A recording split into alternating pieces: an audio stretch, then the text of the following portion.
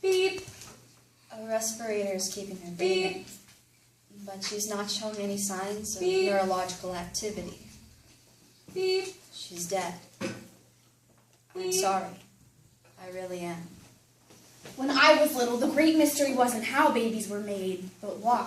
I always wanted to be a ballerina. You know ballerinas have You see, unlike the rest of the free world, I didn't get here by accident. absolute control. I was born because a scientist managed to hook my mother's eggs with my father's sperm to create a specific combination of precious genetic materials. When it comes to their bodies, they know exactly what's going to happen and when. And if your parents have you for a reason, then that reason better exist. Because once it's gone, so are you.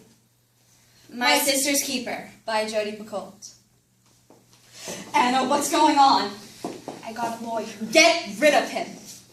Anna, so help me. I don't want to do it anymore. Well, neither do I. In fact, neither does Kate. But this is not something that we have a choice about. The thing is, I do have a choice, and that's exactly why I have to be the one to do this. You went to a lawyer and made him think this was all about you.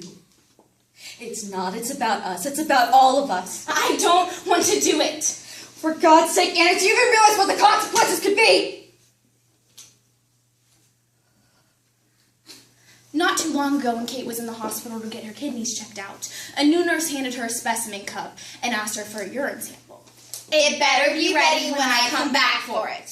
Kate isn't a fan of snotty demands and decided that the nurse needed to be taken down a peg.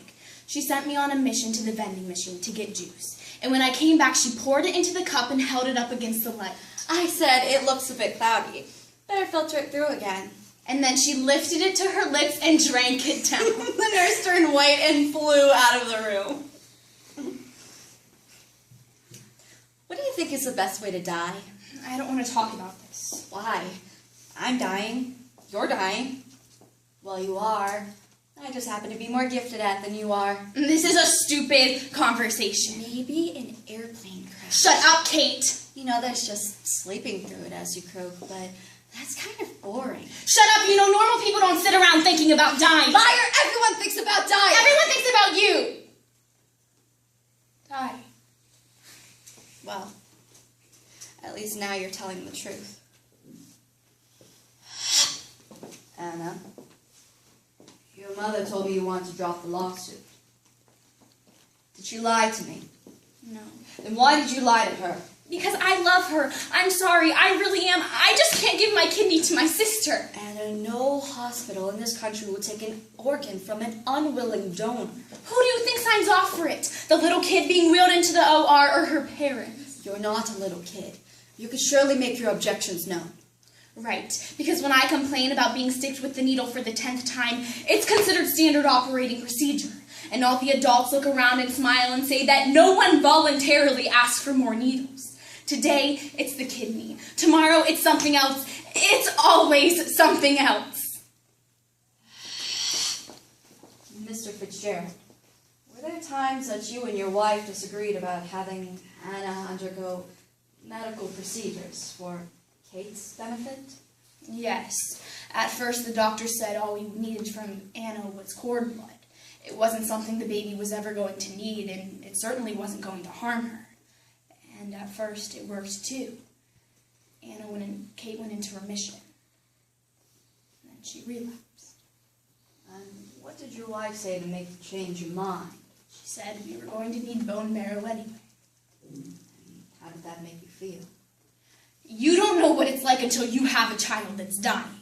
You find yourself saying things and doing things you don't want to do or say. And then you think that it's something you have a choice about. But then you get a little closer to it. And you realize you had it all wrong. I didn't want to do that to Anna, but I couldn't let Kate die. Mr. Fitzgerald, did you know that your daughter was going to file a lawsuit against you? At the time, I believed it was something she could think through. How did that make you feel? Do you know what the answer is here? Because I don't know where to look for it. I know what's right, I know what's fair, but neither of those apply here. I can sit, I can think about it, I can tell you what should be and what ought to be. It's been 10 years, Mr. Alexander. I still haven't found it. Anna, did you file this lawsuit all by yourself? No, Anna, who convinced you? Kate. Kate asked you to file a lawsuit for medical emancipation. Not quite. Then what did she say? Anna, what did she say? Anna, you're gonna have to give us an answer. No. She asked me to kill her. Kate, what are you doing? Kate, this isn't fair. A bottle of pills? What are you doing? Leave me alone, Anna! Are you crazy? No! And I'm just sick of waiting for something that I know is going to happen. I've waited long enough, and I think I've ruined everyone's life long enough, too. Don't you? Everyone's worked so hard to keep you alive. You can't kill yourself. I know.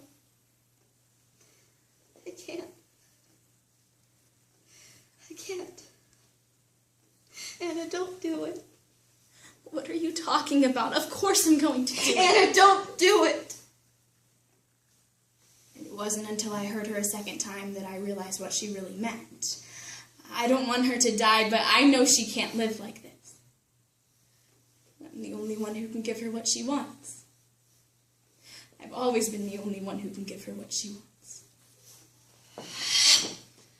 Mr. Alexander and Anna, will you please stand up? Mr. Alexander, I'm going to ask that you keep medical power of attorney for her until age 18. After the hearing, my parents left, and I had to stay and fill out the stupid paperwork, and Mr. Alexander offered to give me a ride back to the hospital when we were through. Mr. Alexander, what do you think I should do? I just fought very hard at a trial for your right to choose. I'm not going to tell you what I think you should do. It wouldn't surprise me. Mr. Alexander!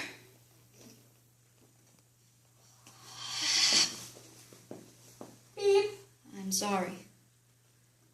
I really am. I know it's not something that you would like to talk about right now. Beep. But there's a very small window. Beep. Is organ donation something Beep. you'd like to consider? For a long time afterward, my father claimed to see Anna in the night sky. It's been 8 years since my last relapse, and it's not something that even Dr. Chance could understand. I wonder how much she keeps tabs on us. And I wonder if she knows now that I teach children how to dance. And that every time I see 2 little girls at the bar sinking into pliés, I think of us. I think about her kidney working inside of me and her blood running through my veins. I know I take her with me wherever I go. Thank you.